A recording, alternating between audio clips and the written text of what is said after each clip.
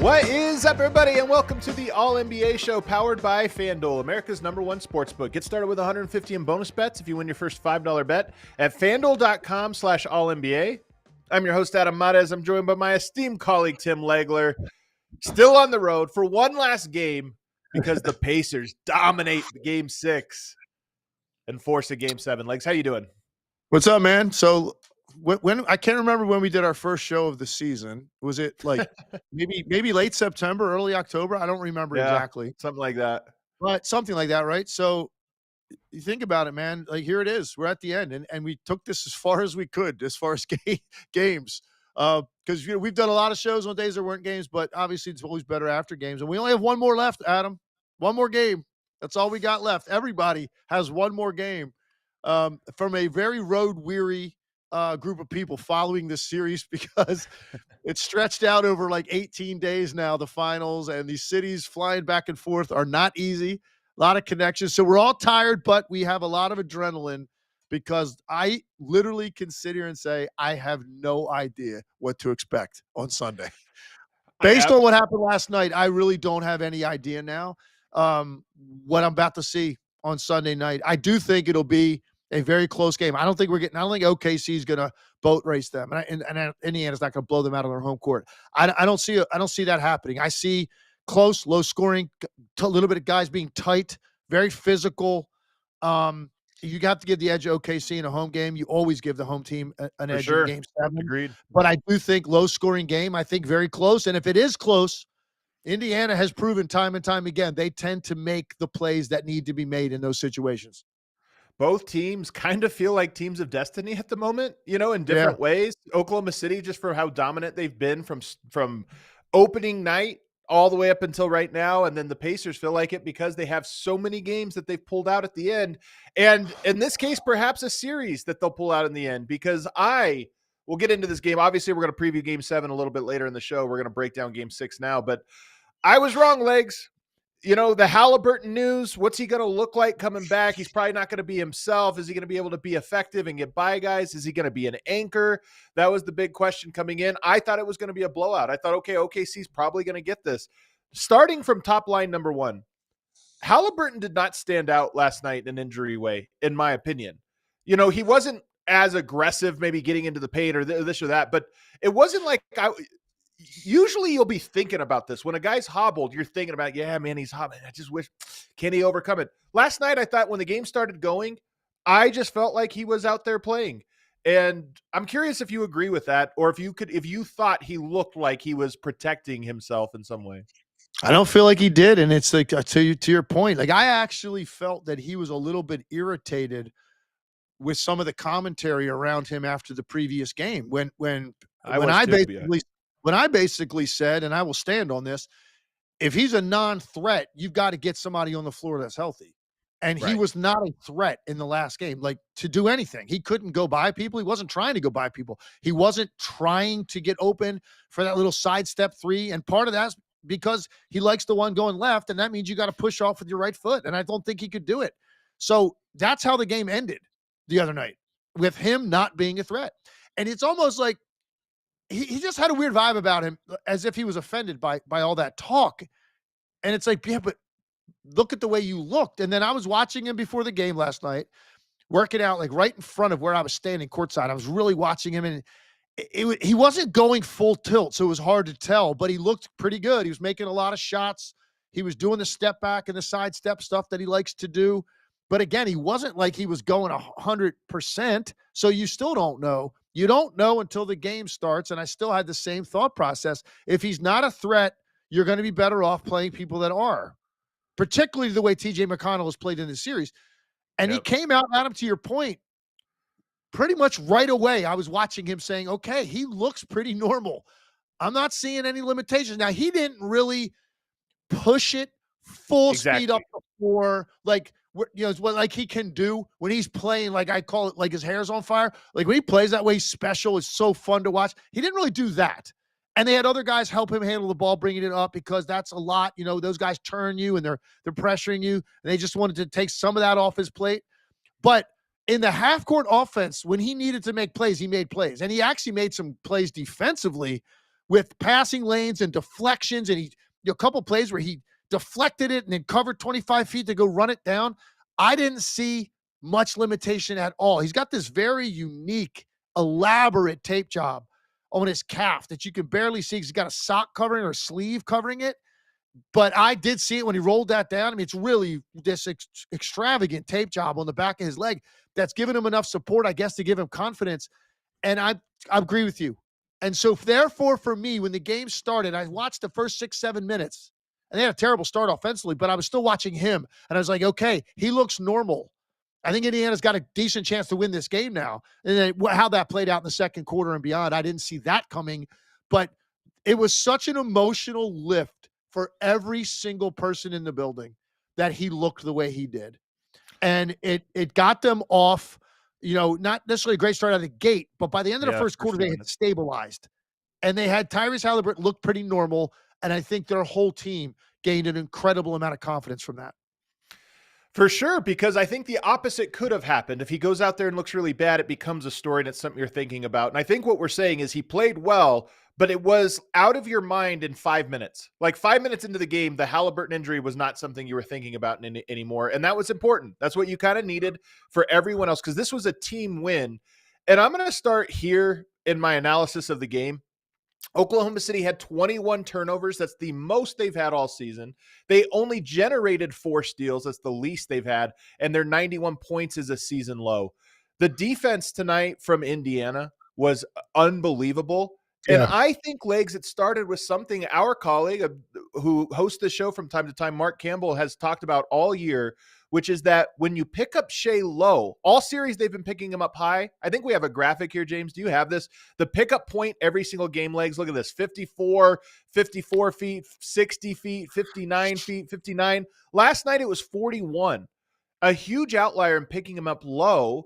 And I thought it was a wrinkle that put like a wrench in the system to Oklahoma City. But it wasn't just the pickup point. Then they executed behind that incredibly well. But when you see that number, the low pickup point on Shai in this game, what do you make of it? It was the key to the entire thing. And I said before the game, when I was doing the preview stuff I was doing like for Sports Center, courtside, I said, if they win this game, my talking point needs to be, like, the thing I'm most interested in is their defense and what adjustments they're going to make tonight, because they have not been able to contain the ball in the games they've lost.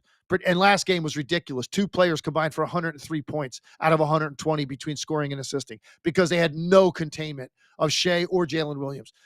That, to me, was the story of the game, other than the Haliburton factor. Obviously, that was going to be first. What's he look like? Beyond that, schematically, it was, what do they do defensively? And that's a great adjustment. There's no reason to be pressuring a guy that really can't be pressured that much. You think you're wearing him out, but it not to that extent that it's going to affect him. Instead, what you're doing is making it so much harder for the second defender to maintain containment, because how far away he is from the basket, how much space he has. So they backed up a little bit. And the other thing they did when he came off ball screens, and it was a switch or it was a trap, they stayed with him all the way until he picked the ball up and made him pass the ball. They weren't doing that in 2 or 3 of these games in this series. They were like sort of blitzing him, and then the guy that trapped would turn and run away while he's still on a live dribble. And then he'd get to operate anyway one-on-one. So they stayed with the blitzes longer. When they switched, the guy that picked him up kept backing up and giving ground, almost daring him to take a pull-up 3. He didn't want to do that. Yep. But here's the other part, Adam. The guy that was initially guarding him, that got screened, handing him off now to another player, that guy would continue then to chase him to wherever he went on the floor until he picked the ball up. So he could he had a guy now in front of him. They switched, but there's another guy chased behind him. And he was kind of like his head was on a swivel, and they were forcing him into these spots where it was just nothing but yellow jerseys. And I thought their approach was fantastic. And they did similar thing to Jalen Williams. What they did was they dared their shooters to make shots on a night when they lead to a championship. It's a different level of pressure. No one was up to the task. 8 threes made is the most misleading statistic you'll ever see. They made one that mattered. One when the game was still like winnable. That's the truth. Yeah. They piled on some later in the game that meant absolutely nothing. They really didn't make any. And all of those guys tightened up. They didn't loosen it up at all for Shai or Jalen Williams. And so the game plan defensively of we are selling out completely to maintain containment of the basketball, I don't care what it takes, was absolutely a perfect plan. They executed it perfectly. And as a result, Oklahoma City was held to 91 points. So I love, because you brought up 3 things in there that I think were the key to it, and I want to go bit by bit here. Number one, you're right, Nembhard was not switching, so they've done some different things like veer switching, where if Shai comes off of a screen, he'll chase him for a minute and then veer to the rolling big man, and then they'll try to find a way to switch after the ball gets, passed around or something like that. That's typically how they do that, or just switch right at the point of attack. Last night, they were just sending him as a double. Whoever was guarding him, but mostly it was Nembhard, just setting him as the double. It was the most doubles Shai has faced all season long, according to Second Spectrum. That was the most he has had at any point, because it was literally every time. So when you have a low pickup point, you're already shrinking the floor. And one of the things about Shai, and this is why Mark Campbell had this theory about low pickup points versus Oklahoma City are so damning for them. Shai, for as great of a mid-range shooter, he's kind of like Kawhi. For as great as he is, it's a very top-heavy shot. He's using a lot of his upper body, and he does a lot of things with his legs to get loose, but then the shot is almost all upper body, more so than most three-point shooters. And so he doesn't love to go into his three-point shot going forward off the dribble. So when you shrink the court, you're afraid of guys taking threes, just coming off of a screen and being able to take the three. That's not his favorite shot. So you're able to do it. You shrink the court, and then you double him, so there's not a lot of kick-out lanes that you can't close out on. Those 2 things to me, and I wonder, Legs, this has been known about Oklahoma City. They waited until game 6 to go to this strategy. I find that part of this very, very interesting, that they've been picking him up so high, and all of a sudden in an elimination game, they change it up so dramatically. Yeah. And I mean, to be honest with you, I am a little bit surprised that it's been difficult for them to come to this conclusion. And maybe it's because their defense has been so good for several months and everything, okay, it's done pretty well for us no matter who we've played. This is a different animal in Shai Gilgeous-Alexander. He's just different. You cannot let him dictate to you how he wants to operate possessions. He's too consistent. He's too good. He shreds you by continually breaking down the outer shell. But then if you give him any sort of one-on-one coverage, 15 to 21 feet against, he's going to get off a clean shot, and he makes that shot, and it's demoralizing to you. So they finally, and it's funny. So we got to the arena last night, and normally I get to the arena, I go into the green room, whatever, I talk for a second, and then I go out to the court really, really early. We couldn't go on the court last night. And in fact, the screen in the green room was just had the logo on it for the Indiana Pacers or the finals, whatever it was. Because you know why? Because Indiana was out on the floor walking through stuff. And it's the first time in the whole series that's happened. Normally you go to the arena, you go right out there, and usually there's like a few guys out there working out, and then guys start trickling out because you're talking 2.5 hours before the game. No one could go out there till they cleared it, and it's because the Pacers were out there walking through stuff. And I was wondering, is this they're going to be talking a little bit more, to be working on zone a little bit more? Is it because they're talking about their coverages on him and just making sure we're buttoned up on what we're doing? It certainly wasn't anything offensively. I didn't see anything dramatically different there at all. It was their defensive approach. It is the key to pulling this off. Can they contain the ball? Can they control the ball? Because if they can, their offense is going to be good enough to potentially win this game. And they finally got to that point. Like, enough is enough. Yeah. You're not doing that to us anymore. What do these other guys have? And they didn't have much. They did not have much. And so let's see now. The chess match continues, and we see now what does OKC have in store, because they can't just accept this and think, well, we'll shoot better in game 7. No, you've got to free up Shai Gilgeous-Alexander and Jalen Williams to get more scoring opportunities that are solid scoring opportunities. What are you going to do to create those for them? Because if you're just going to think that these guys are just going to shoot better in a game 7, all these role players that couldn't make a shot, man, that's pretty risky, because none of them are pure shooters. None of them. So is that what you're counting on? Casey Wallace and Lou Dort in a game 7? Yeah. Wiggins in game 7 with all that pressure in front of the home crowd? Yeah, we'll get the same shots. We'll win the game. Now, I don't know, man. I don't feel that way. So let's see what they do to free these guys up a little bit more. And then defensively, they've got to be better. It was just a bad performance by them, but I give the credit to Indiana. I thought their defense was incredible. By far the best defense they've played in the series from an energy standpoint, activity, their scheme, their commitment to it, their execution of it. It was the best defensive performance, maybe of the entire postseason for them, certainly of this series. Well, to your point, though, the last part of this, because I think all these things are connected. The pickup point, the doubling Shai, all these things are connected, because when you shrink the court, then the closeouts are a little bit shorter, because you're not picking up 40 feet from the basket, and there's all that space. The court gets a little smaller. They being Indiana, 45 closeouts in game 6. It's the most closeouts they've had in a game all season. OKC only scored 0.4 points on direct plays when Indiana had to close out. So to your point, not only did they miss shots, and not only did Indiana close out on them more than any point else in the series, but those closeouts are shorter. So you're not having to cover 15 feet of space, run a guy off the line. In fact, there was another stat I saw that there weren't any Second Spectrum can separate what type of closeout you have, shallow, all the way up into him, flyby. They didn't have any flybys. All of their closeouts were closeout, hand up, keep the guy in front of you. And I think it's because, like I said, that court gets shrunk a little bit. Well, I can tell you this. Hold on. I'm not going to question Second Spectrum because they're great. But did you say the 0 flybys? No. Fewest flybys. Okay. Because I know for a fact there were some flybys, because I remember them vividly. Actually, one of them was in the touchscreen I did for Van Pelt. So I thought you said no flybys. Okay. No, the fewest though. But the point is, when you shrink the court like that, it's easier to get to the kick out guy. It's easier to get to those guys, and I think that was part of the whole strategy. Can I now talk about? So all right, we've kind of hammered their 3-point shooting because of the defensive game plan on Shai and Jay Will. We're not really trashing those guys. They didn't have good nights, but the defense had a lot to do with it. The 3-point shooters definitely, they've got to take some blame. You got to loosen it up for your star players. How about one other guy, though, I want to mention? Is that like the worst game you've ever seen Chet Holmgren play? Yes. I mean, he was really total bad. non-factor. He was a non-factor on either end. And even on the nights in this series, he's been quiet offensively.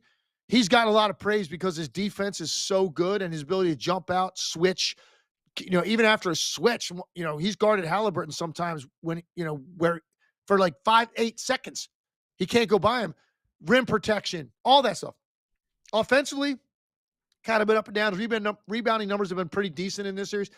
Last night, I mean, he looked, first of all, he looked almost feeble, like feeble physically. Miles Turner's had a brutal shooting series, but Miles Turner has had an impact with his physicality on Chet Holmgren. It's been this like small detail of the series that really we haven't talked about very much because we focus on Miles Turner a lot. Does he make threes or not? And he's been physical with Chet. Chet Holmgren, when he puts the ball on the floor to go toward the basket, I don't know that one time he's actually cleanly picked it up off the floor in traffic and got it up to the rim. He gets bumped off his spot. He loses the ball. He throws up something wild. I mean, it's almost like last night, he was kind of like almost in over his head on the floor. And I'm such a Chet Holmgren fan. So look, maybe he bounces back in game 7 and has a huge impact. I think he's that good. He could do that. But last night, that's the other place you could get some help. If they're going to play that way against the two guards, there should be some opportunities for him to flash in the middle or catch something slashing along the baseline and finish or knock down a three. He didn't do any of that. He was a complete non-entity in his 24 minutes. At no point did you really notice him. So that's another guy that like you look at and go, man, where were you? So now you got everything now just coming down to this one game in front of your home crowd, and a game in which you're coming off. So many guys did not play well. So does it linger, Adam? Does any of this linger? Any carryover for these shooters that just did what they did to now have to go and make them when it matters more than it ever has in their entire lives? Do you think there's any psychological carryover for these guys and their confidence level on some of these role-playing three-point shooters? Because I'm telling you right now, if they're going to make 5, 6 threes on Sunday, they're going to lose. So how do they get that number dialed up where they make 10 even? 10 would probably be enough with their defense. But I don't know. I mean, they made one out of their starters. One for 13 in their starting 5 for the three-point line. Indiana made 9 amongst their starting 5. You're not overcoming that. So what do you think? What do you think, and what are you expecting from these guys that shoot the basketball around the 2 stars on Sunday? Oh, I think 2 things. One, I think a lot of this has to do with just creation. These are not guys that can create. Even Chet, and I think this is going to be the biggest difference about the Thunder in years to come, is I think Chet will be able to create his own offense a little bit better. But a lot of the guys you're talking about, Dort, Wallace, Wiggins, a lot of these guys, they're not generating volume shots for themselves. So you need the creation to come from Shai. It wasn't happening last night. 8 turnovers. They were doubling him. They were making his life hard. It wasn't happening from J-Dub last night. 16 points, 1 assist. And so then those guys, and Chet Holmgren's in this category, are forced to create for themselves. And as a result, they just can't do it. So to me, that's the first part. And the second part is, I think this series is all about momentum, because the Thunder get stops and they turn it into 20-0 runs, 20-5 runs. The Pacers get stops. They turn it into 20-0 runs, 20-5 runs. And last night it was the Pacers. And so everything kind of snowballs. And I think less so carryover from this game to the next one. It's going to be about who opens the floodgates first, because if you don't have the floodgates open, the other team has it. I think everybody gets tight on their shots. But if you're the team that strikes first, I think it's going to get a lot easier. So that to me is going to be a huge detail for Game 7. Yeah, no, I think the start's important, but how guys' nights are going to go. One thing I can tell you that I'm at the point now, and I feel confident in saying this. The single player that I have the most confidence in on Sunday that is going to play like at a really high level relative to like their ceiling, you know what I'm about to say. I think I know who you're going with. It's TJ McConnell. Yep. It's every what a series game. And you know what? Here's the point I made last night. As a guy that came off the bench for 10 years in the league and myself, like, you come in the game, you're not going to play as many minutes as the starters. You got to kind of do your thing in a shorter amount of time. So you got to be ready to go. Like, even if you walk on the floor, you're a little bit tight. Like, if I had an open shot, I had to take it immediately, even if it was the first trip up the floor. But it's hard to be successful unless you go up and down the floor 3 or 4 minutes, and then you start to get a little bit of a sweat. Your heart rate's up. Now you're like more in the game. You've touched the ball a couple of times. I'm telling you, I can't believe how immediate TJ McConnell's impact is. It's like it's almost always the very first trip up the floor. The guy guard him. Somebody and gets a steal. And now here we go. It's like immediately. First of all, as soon as he stands up, the energy, which is at finals level, it goes even higher as soon as the guy stands up to walk to the scores table. It's incredible. So now you're like, okay, the anticipation of what we're about to see. How long is it going to take him to make a play? Oh, about 8 seconds. He's going to come up with a steal, and then he's going to go down and probe the lane and shoot that little pull-up jumper. And it's at the point. It's the most guaranteed money you have. Lay it on TJ McConnell. I don't know what like these prop bets are for him for points, rebounds, assists, and whatever. Take the over, because the dude is showing up. It's incredible what an impact he's had. In fact, I'll take it a little further. Adam, they only have a finals MVP. It's one guy. Right now, it's an interesting conversation, to be honest with you, going into this game. But let's say they had an all finals team. Yeah. 5 guys. 5 guys. Yeah, I love it. I love this. He's on it. TJ McConnell's on it. Who is it? Do the list real quick. If it were to end right now, we have a game 7, but it's Shai and J-Dub. It's got to be Shai and Jalen Williams, Siakam for Haliburton. sure, TJ McConnell, and then you take your pick, Haliburton or I don't know, Obi Toppin. Yeah, Obi Toppin's been great too. We got to get to him, but it's why can't they guard him? Hey, why? This is the best defense. They have 9 guys who can guard the perimeter. Nobody can get around him, and yet TJ goes wherever he wants. He's the only. Listen, I'm gonna make a big statement right here. I'm gonna make a big statement. TJ McConnell is the only player all year, and I've watched the Thunder so many times, have Alex Caruso back on his heels, tentatively guarding him. I've never seen Alex Caruso do anything other than gobble up space. It doesn't matter who. You could take the quickest, most explosive scoring guards in the league, and Alex Caruso is eating up any space that's in front of him to get into your body. I was watching him last night, and Alex Caruso is kind of like back and off balance against TJ McConnell. It's really been incredible to watch because, and I guess, listen, it doesn't even look to the naked eye as quick as a lot of guys in this league. It must be, man. It must be quicker than you even think it is when he's shifty and changes direction and goes, because no one can keep him in front. And he's right now, he is probing their defense every trip he's on the floor. And it's causing them a lot of stress. Like he made a couple plays in a row, and Mark Dagnall called timeout, and I was just watching him.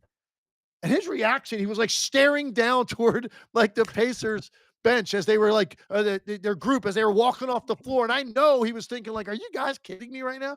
Like we can't deal with TJ McConnell. It's been incredible. I'll give the guy all the credit in the world. And they, for whatever reason, they can't contain him.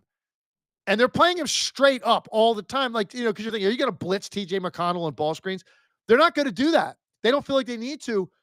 But it's been interesting because that dude has impacted the game in the minutes he's played as much as anybody you will ever see off the bench in a finals. And I'm kind of counting on him to do that again in game 7.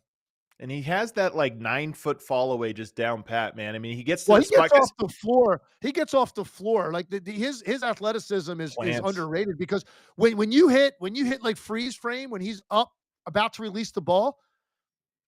I've done it against Jalen Williams, against Isaiah Joe, against Caruso. These are all really good athletes. And I'm telling you, man, his feet are so much higher off the ground than theirs. If he couldn't do that, he wouldn't be able to shoot these shots, right? Obviously. He's got to lean back.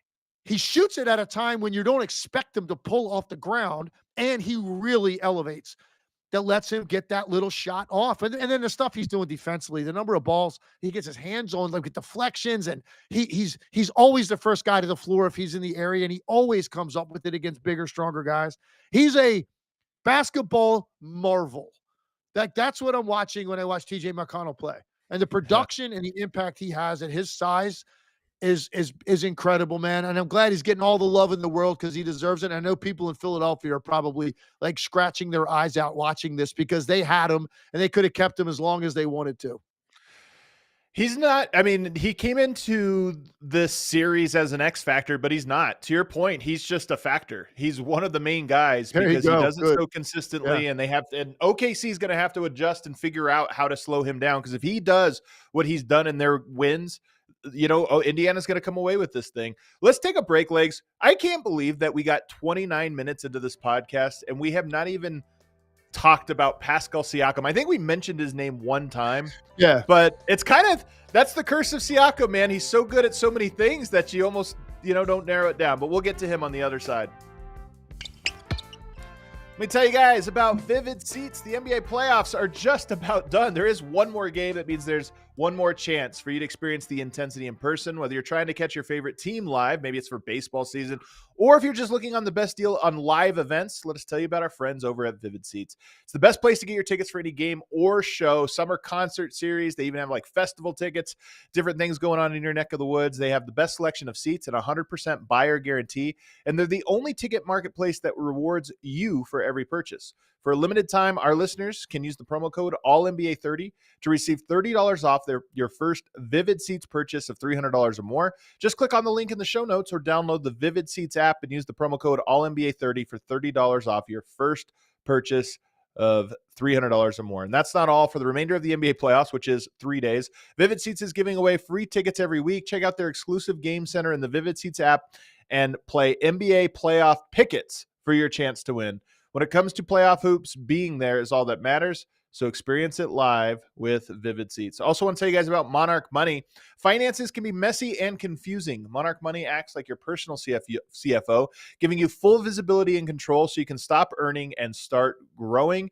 It's more than just your average budgeting app. Monarch Money is a complete financial command center for your accounts, investments, and goals. So you don't just manage your money, you start building wealth with 50% off your first year for our listeners. We got access to this like a year ago when they came on. At the end of the year, when I'm trying to do like my end of year budget and everything, and it's so easy to use. It has this great feature where I recognized I think it was an Adobe account or something that I no longer needed, and I thought I had already canceled, and it would like itemize that as a business expense and then as one that was recurring, and it was like, hey, do you want to continue this one? And I was able to cancel it. Those types of things are so helpful, but it doesn't just do that. A lot of these budgeting apps, that's all it does is kind of give you itemized reports of where you might be spending and not realizing it. This app also tracks your investments, and it shows you if you have investments in a bunch of different places, it consolidates them and can sort them by a whole bunch of different filters, a really easy interface that can make it obvious to you what you're doing with your money and make it easier and save you time. Get control of your overall finances with Monarch Money. Use the code ALLNBA at monarchmoney.com in your browser for half off your first year. That's 50% off at monarchmoney.com with the code ALLNBA. All right, back here on the All-NBA show, segment 2, as we wrap up the week here and head towards Game 7. Pascal Siakam, his stat line is like classic for him. 16 points, 13 rebounds, 3 assists. Doesn't sound that crazy. 6 of 14 shooting. We talked in the last show that he might have to guard J-Dub a little bit in this game on top of all the other things that he's doing. And he somehow added that to his plate. In games 1 through 5, this comes courtesy of Caitlin Cooper. She put this up on Twitter. Games 1 through 5, J-Dub guarded Siakam a total of 12 half-court matchups. He did that 13 times, so more than games 1 through 5 combined. He did it 13 times in game 6. And Legs, if you remember some of the specific ones, completely shut him down on a lot of these. Not just like, forced a tough shot or whatever. Forced him to pick the ball up, pivot away, hand the ball off to somebody else. His defense is unbelievable in the amount of things he can do on the defensive end. Yeah, versatility, man. It's been a staple of his game. It's been what kind of describes who he is. I've always loved the guy because you don't have to really run stuff for him. His activity creates opportunities for himself. He can guard just about anybody on the floor. And I think they decided, he uses his length a little bit more, and just create a little bit more doubt that you can get certain shots off against him. So it was a factor. I personally thought one of his biggest contributions in this game, though, they go back to the start of the game. They looked really tight. They had some really bad misses in the first 5 minutes of the game. It's 10-2. And people were in the arena. Even in a group of people, like where I was watching the game, there was almost a resignation. Like, oh man, this is the worst thing possible for Indiana. At that point, Haliburton hadn't really gotten going at all. So you're thinking like, man, this is bad news. This is going to be OKC tonight. Pascal Siakam made 2 straight baskets at that time. He got an offensive rebound that bounced right to him out on the perimeter. He just pulled up and shot like an 18-foot jumper. And then the very next possession, he caught the ball, went right into a one-on-one move and hit another shot. Just like that, it was 10-6. Then he added a free throw the next trip. It's 10-7. It settled everything down. It really felt like it took the lid off the basket because they had some really ugly, bad misses to start that game. And there was a lot of tension there. And I thought his just maturity, a guy that's been in the biggest games there are. A champion, a guy that's played very well on that stage before, was the guy they turned to when they had to have someone steady nerves. And that's exactly what he did. And, his all-around game was obviously on display. He was directly involved in the two plays in the first half that blew the roof off the building. One was that incredible combination when Haliburton got the steal and threw that no-look pass to him for the dunk over Jalen Williams. And then, right, that's going to become one of the iconic finals plays. Like, that's going to go in the reel when they start putting those together, like previewing the finals going forward for 20 years from now. You're going to look at that play because it had so much flair to it. The impact, it was their two best players connecting. It was all of that stuff. But there was another sequence where they came up with a steal and had this incredible 3-on-2 break where the ball didn't touch the floor.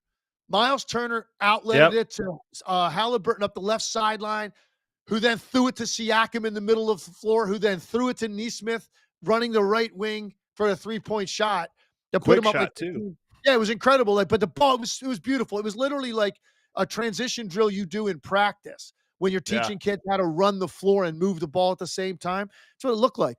And it was just so that he was involved directly in both of those plays as well. Stat line wasn't anything nuts, but he's been so steady to the point where if they win the finals, there's no question Pascal Siakam will be the finals MVP for Indiana. I don't know that it would matter what would happen on Sunday. I don't think the guy's going to go for like 6 points, assuming he has a decent game. I'm saying, like, if he does, I don't think they're going to win. But yes, yeah, you're right. He's got to play. Exactly, that's a great point. So he's got to play really well for them to even win. And if he do, he's going to be the finals MVP, as he should be, because you just look at, he hasn't really had a dud. He hasn't had a dud. Like everybody else in this series has had him. He really hasn't, man. 19, 15, 21, 20, 28, 16. Rebounding the ball, 8.3 boards, 4 assists.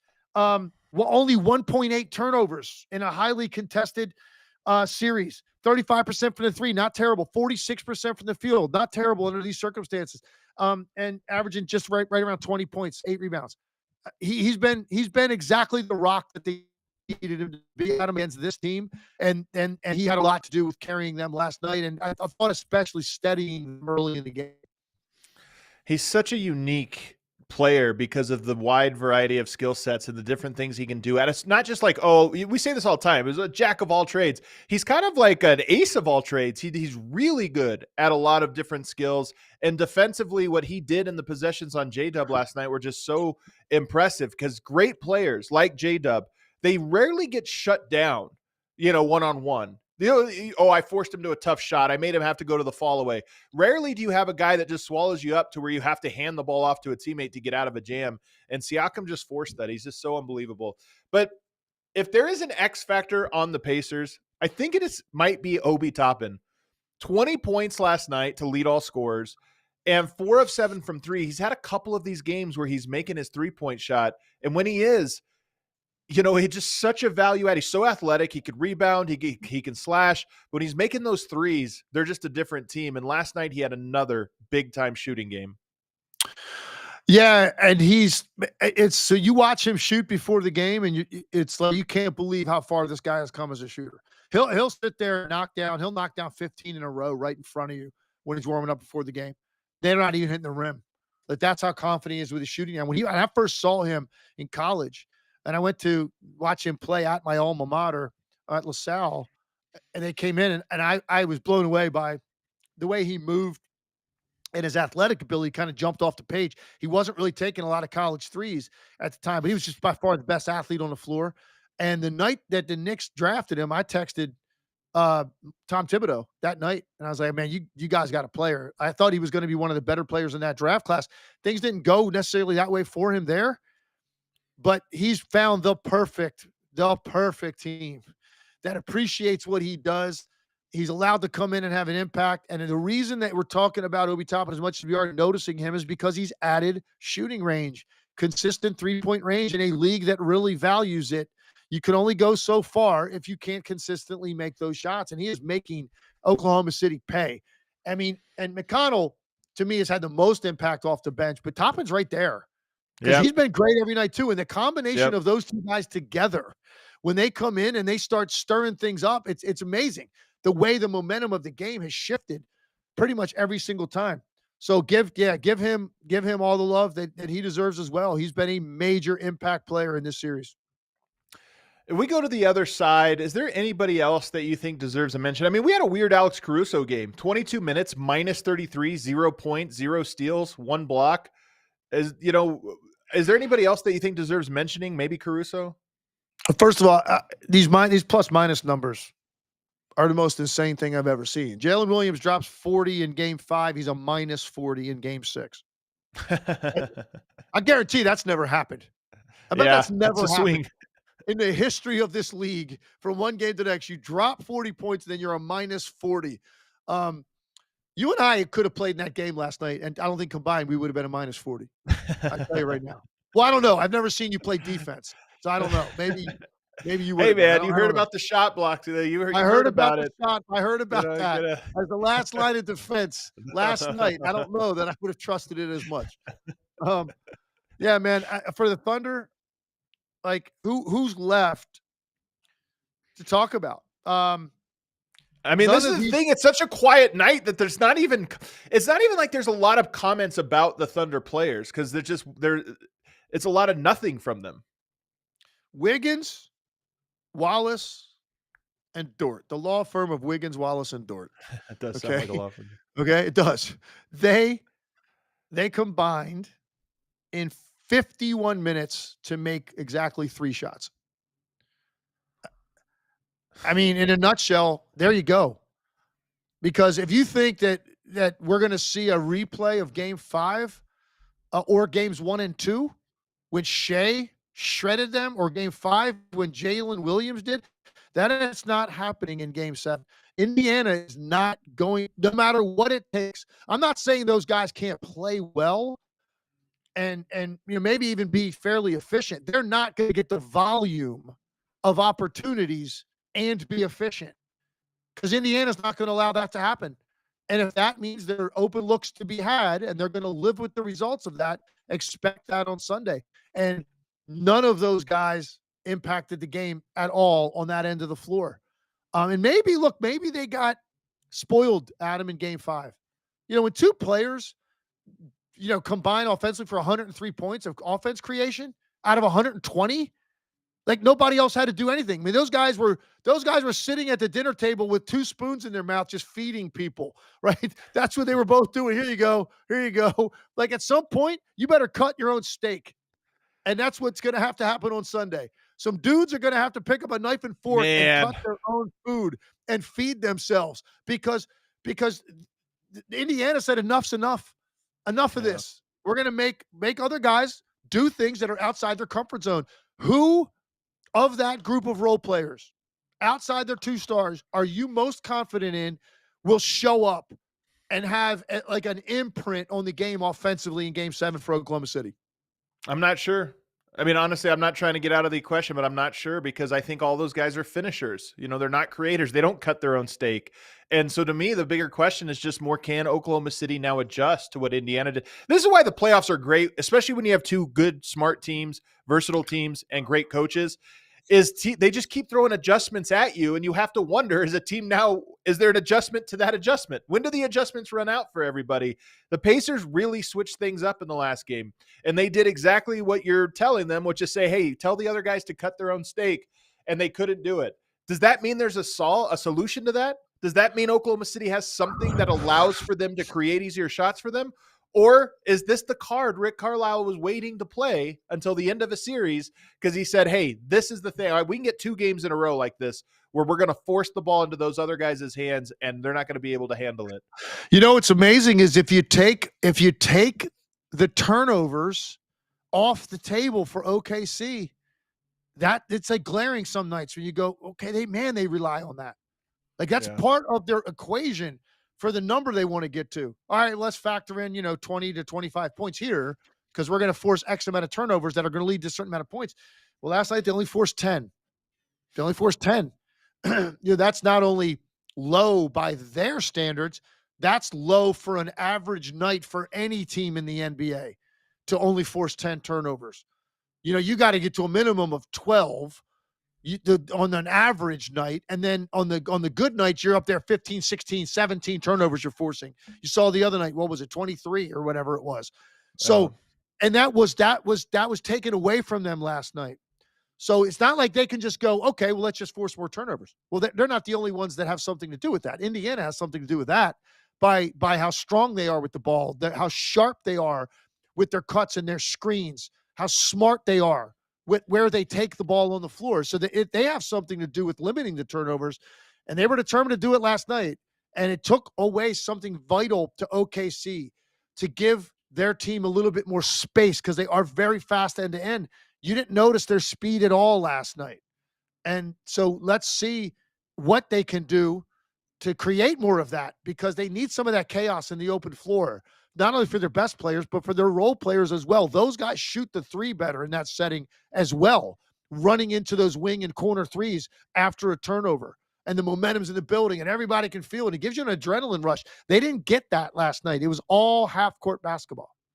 Yeah. And that was the major factor for Indiana. If they could do that again, this game is anybody's, man. I don't, you're going to favor OKC. Have you seen the line? What's the line? I'm curious. I haven't even looked. Oh, James, look that up for us. I'm not sure either. I'm going to guess without having looked at it. I would guess 4.5. Wow. Other direction, 8.5. James says 8.5. So, hey, it's at home. It's at home. I mean, who knows? It's going to be really, really fascinating. Real quick, because we have to do this. We're doing the shout outs every single day of the week this week. This is presented by FanDuel, America's #1 sportsbook. You can get started with $150 in bonus bets if you win your first $5 bet at FanDuel.com/AllNBA. I'm just going to shout out the guys who I think have raised their sort of profile the most in this series alone. And I think you could make a case for Caruso for the whole playoffs. I think you could make a case for Siakam and Obi Toppin.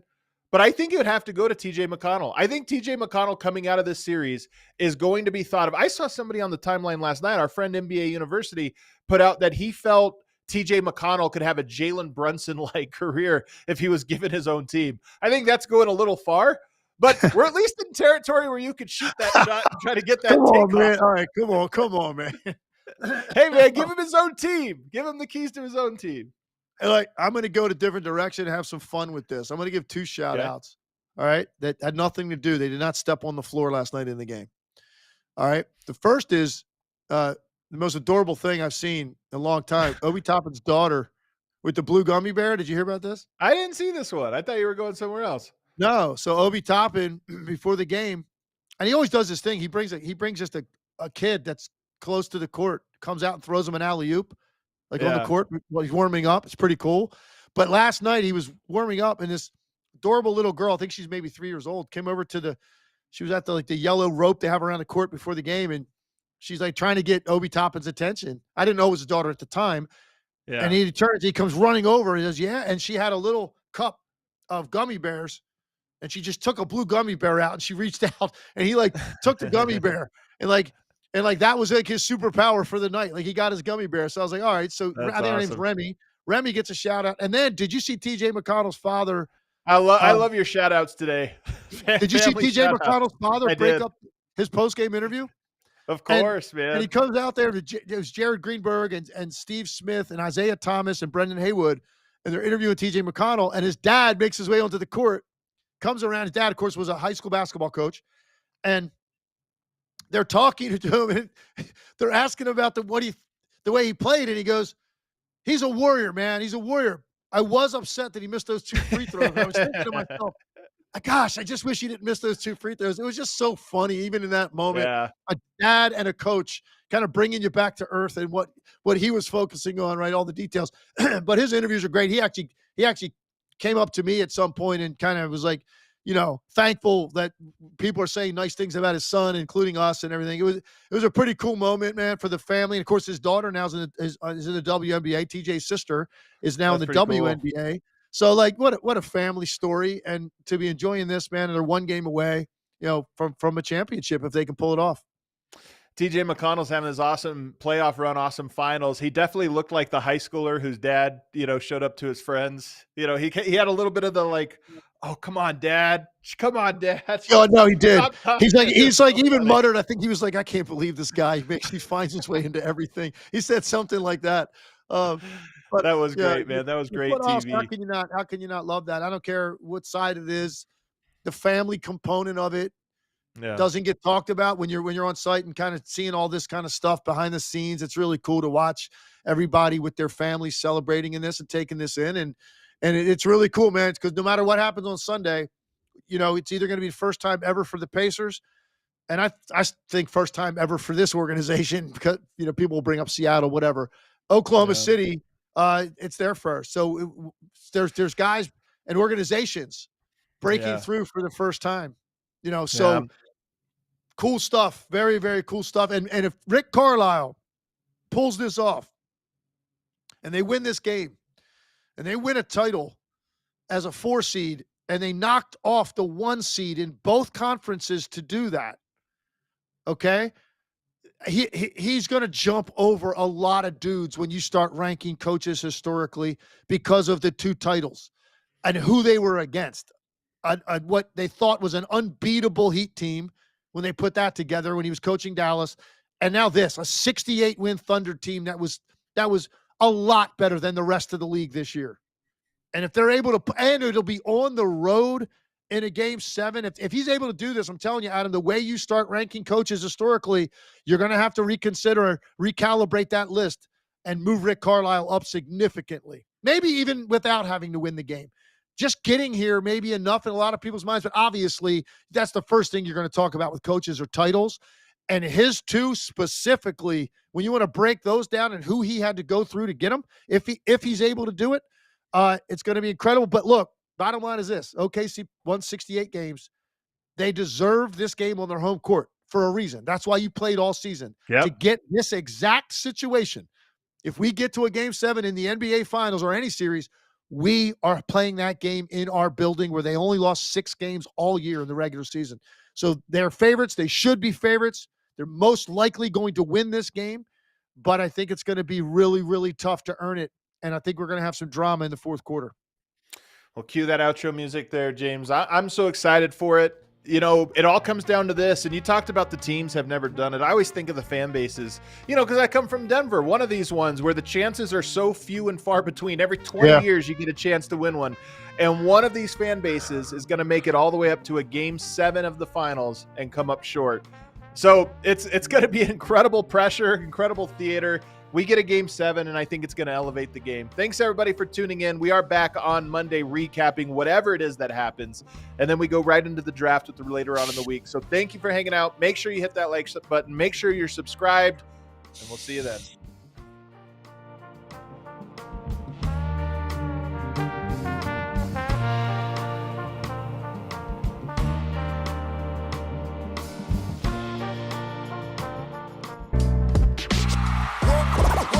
City like the mayor.